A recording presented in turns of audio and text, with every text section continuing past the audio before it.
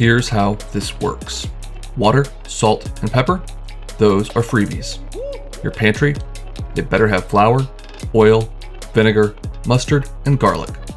Beyond that, you'll only need 5 more ingredients and 25 minutes to put an entree or entire meal on the table. So, shop, set the clock, and let's dish out.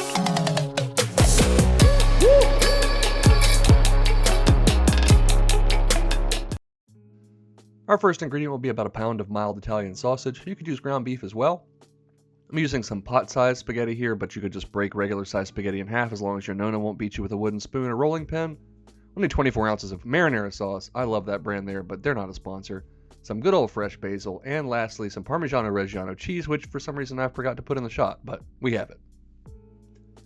Anyways, add a tablespoon or so of olive oil to a large high-sided skillet or brazier over medium-high heat. Add in that Italian sausage and just break that up, crumble it, and cook it until it is most of the way cooked through.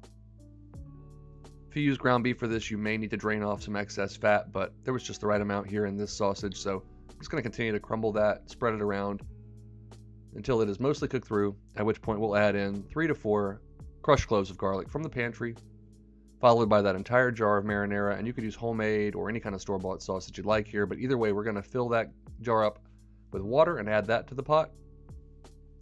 That's the key here to cook the pasta and everything all in one pot. You got to add a little extra water so it doesn't get too thick and that pasta can properly hydrate. So we're just going to scrape up any fond off the bottom of the pot and add in half of a box of our spaghetti. You add a whole box here and it's just going to be too much pasta for the sauce ratio there. So once we've got our pasta added in, I'm just going to lightly push that down, try and get it mostly submerged in that marinara and water mixture. Stir stuff around so it is relatively evenly distributed. Bring it up to a simmer. Pop a lid on for a few minutes and turn the heat down to low. Now, after around 4 or 5 minutes, that pasta is going to soften up, even though it is not fully cooked at this point. You just want to give it a nice stir. Make sure nothing is sticking together. Make sure nothing's sticking to the bottom of your pot.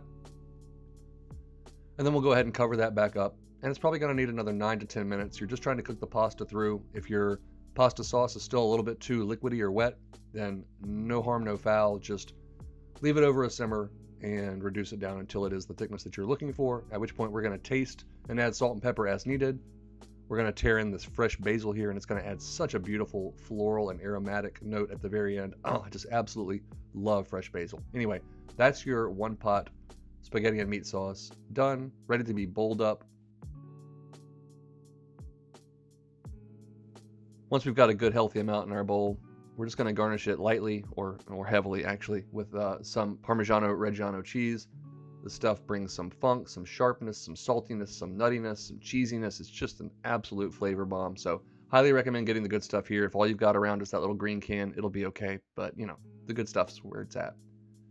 So to give this a try, we're just going to get a nice little bit of pasta here. And one of the things I love about cooking that pasta in the same skillet as we cooked our sausage and garlic, that pasta just absolutely infuses with the sausage fat and sausage flavors, that fresh garlic, the floral notes from that fresh basil. Everything just is all tucked together. One beautiful flavor note, great texture. That pasta is perfectly cooked. And this is my usual time to say you could add any other veggies, use any kind of meat that you'd like here.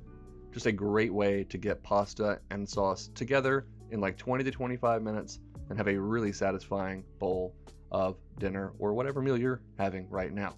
Either ways, I hope to go and make this, or at the very least, make something delicious.